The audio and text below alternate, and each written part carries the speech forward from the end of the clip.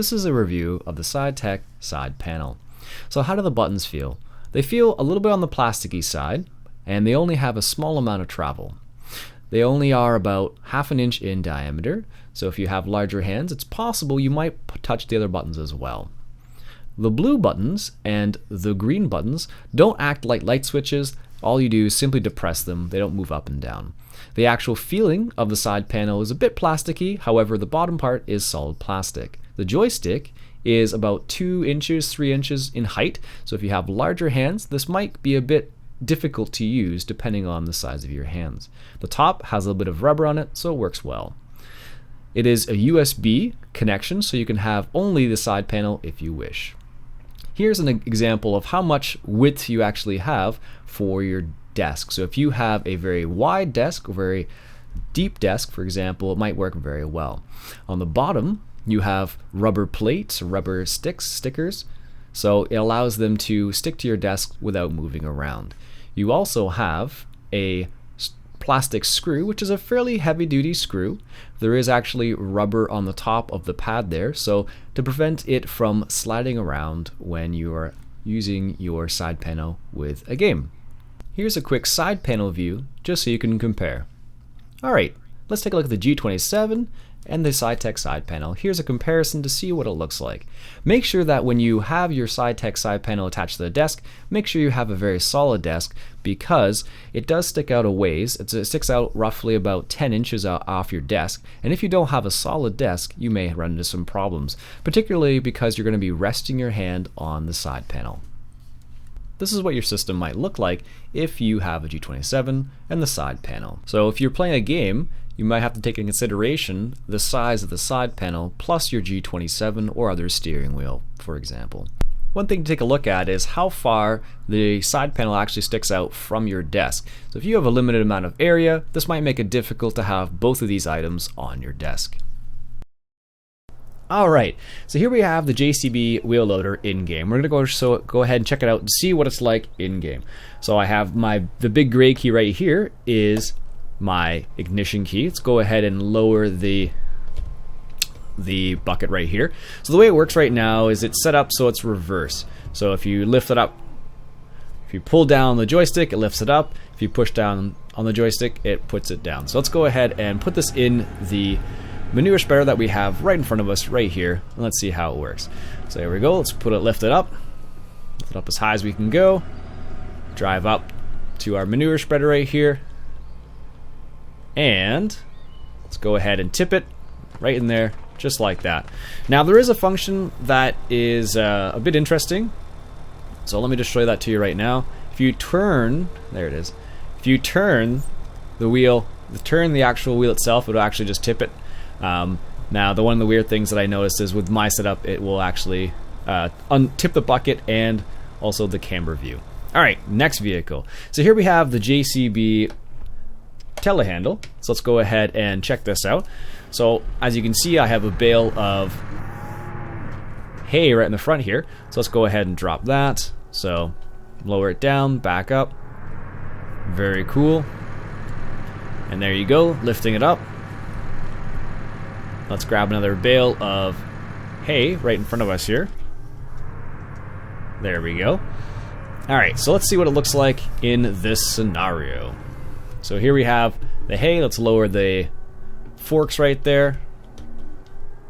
And let's grab another bale here. There we go, tip it back. And go forward.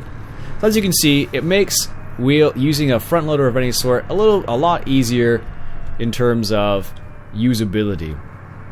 So there we go. Let's drop that down there and back up.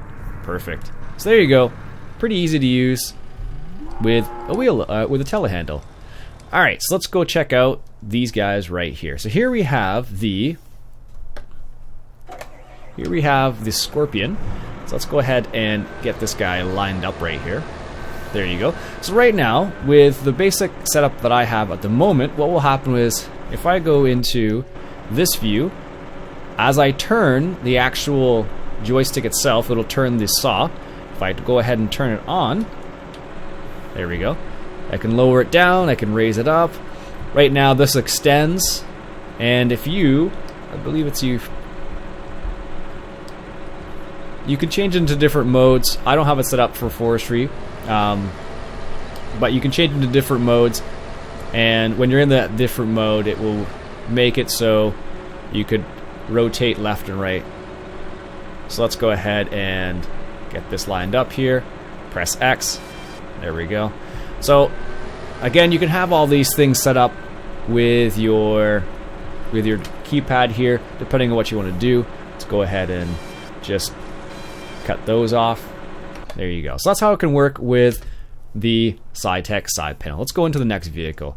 So here we have the Buffalo itself. So as you can see, it's not turned on. Let's turn it on first.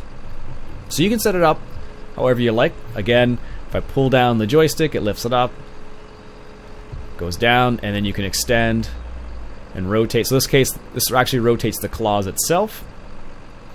If I go to the right, it will extend, and if you switch modes, you can set it up so it goes left to right. I don't have it set up that way right now, but you can easily do that. So let's go ahead and back this guy up and see if we can't get that tree right there. So of course you can do it in various ways. I'm going to do it like this for the time being. So let's pull that in, lower it down. Let's lower the open the claws up, and then close the claws. There you go. So you can do it like that. Open and close the claws. You can set up any way you like. It does make forestry a lot easier, especially with the joystick. Alright, let's go to the next vehicle. So here's an example of how you can have the Saitek Side Panel set up. So for example, with the drive control mod, I have it set so this button right here is my start the engine, and then I have this button down here is turn off the parking brake, and then I can have it as this button right here would be lift and lower. So I just lifted up the tree planter, and then I have this button set up so it's turning on and then lowering it. And there you go. So you can have the Saitek Side Panel set up however you like with Farm Sim. Alright, so here we are in Euro Truck, and I have the Saitek Side Panel right here. So I have my G27 hooked up as per usual. Let's go ahead and accelerate. Now, I've set up some of the buttons just to demonstrate that it does work. So let's, for example, I'm going to go to 4th gear, and now we are in 4th gear, as you can see in the game.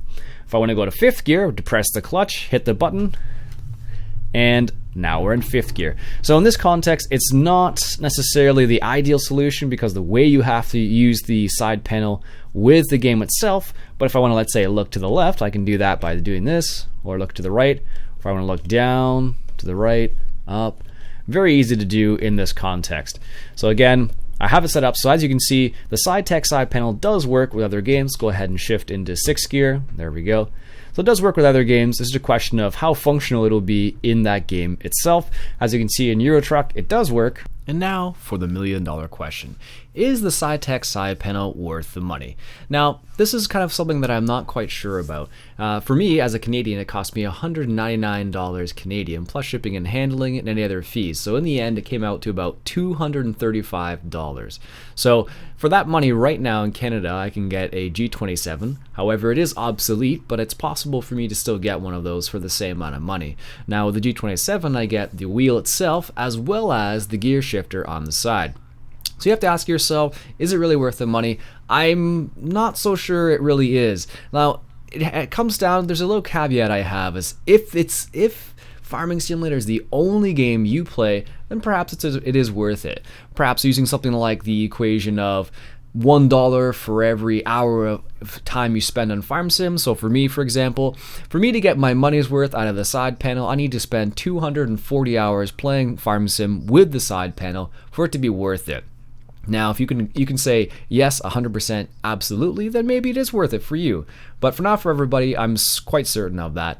It's kind of on the pricey side, so it's definitely not something that everyone's going to feel is the right purchase for them. Also, the other question you have to ask yourself, so in my equation, I'd have to spend 240 hours playing the game. Is the side panel going to last for 240 hours? Now, because it is made out of plastic, It's questionable because it might not take the wear and tear very well. It's hard to say, really. Only time will really tell in this scenario. For example, with the G27, I've had that for over a year without any problems with it so far. In the end, I'll leave the choice up to you. In my mind, it's a bit overpriced for what you get. However, if Farm Sim is the only game you play, it might be worth it to you, so you make the choice for yourself. I think it's a bit overpriced for my personal style, but I'll leave it up to you. My name's Iain Robson. This has been a review of the Saitek Side Panel for Farming Simulator 2015. And if you enjoyed yourself, why don't you go ahead and hit that subscribe button. Also, if you have any comments about the side panel, be sure to leave a comment below and I'll do my best to answer them. Catch you guys later.